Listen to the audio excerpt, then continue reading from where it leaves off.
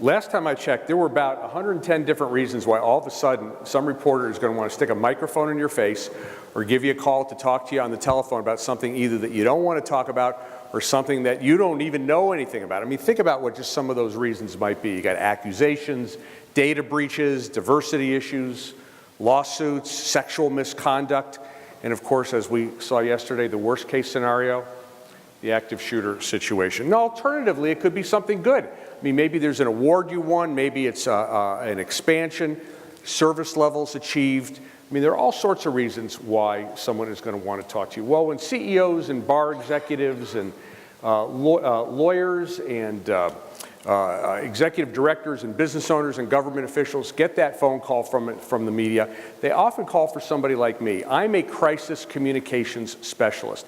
I'm not a public relations guy, and let me tell you what the difference is. I always tell people that PR people are in the education business, educating some group of people over some period of time to like you more so you can sell more services, sell more widgets. PR people bring more attention to what you're doing, right? That's what PR is. All right, but let me tell you, if you're in the middle of something bad, more attention is the last thing that you want.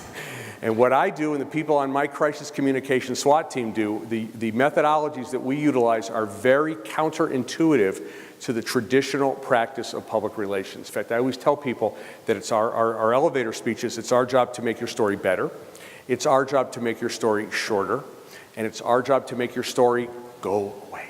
In fact, the best stories are the ones that I can't tell you because we literally made those stories go away. Controversies today are tried in the court of public opinion as much as they are in the court of law.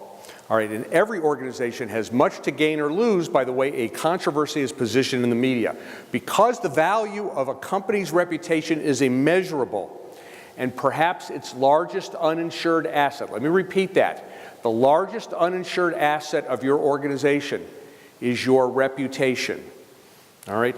You lose when your brand image is tarnished, even if you technically win at trial. Furthermore, since many of the controversies that I had on the screen earlier are settled prior to trial, when there is a lawsuit involved, the court of public opinion has arguably become the most important battleground affecting not only goodwill, but market share, as well as legal bargaining and settlement negotiations. So managing this battleground has become integral to many organizations' strategies. Now I'm going to tell you exactly how to manage that battleground.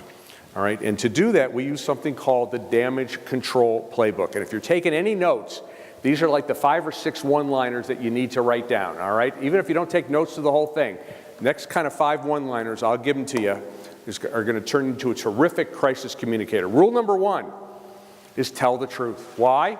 Because the truth always comes out. It may not come out that minute, it may not come out that hour, it may be 2 days later in the court case, it may be 2 years later, all right, before the truth comes out. But when the truth comes out and they find out you've lied, you've destroyed your credibility going backwards as well as going forward, all right? The corollary to that is don't attempt to deny the obvious, because all you do is motivate the press to dig for more. They're not stupid. If they've got this much of the story, they're going to get the rest of the story. And I got to tell you, you're not smart enough to spin your way out of that. Rule number 2, we tell our clients, tell it first. You want to be the first to release bad news because generally speaking, whomever goes first determines the trajectory of the story.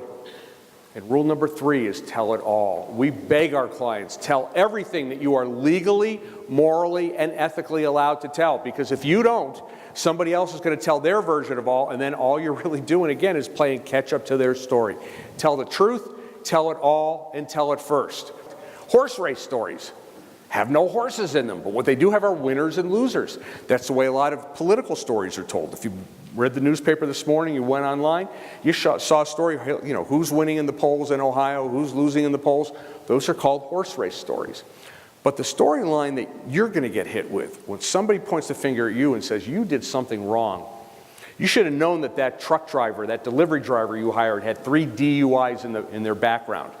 You're not a good superintendent of the public funds, all right? Your product is defective. When somebody points the finger at you and accuses you of wrongdoing, you are immediately, that second, locked into what we call the 3 V's framework, the 3 V's. And the 3 V's stand for the villain, the victim and the vindicator.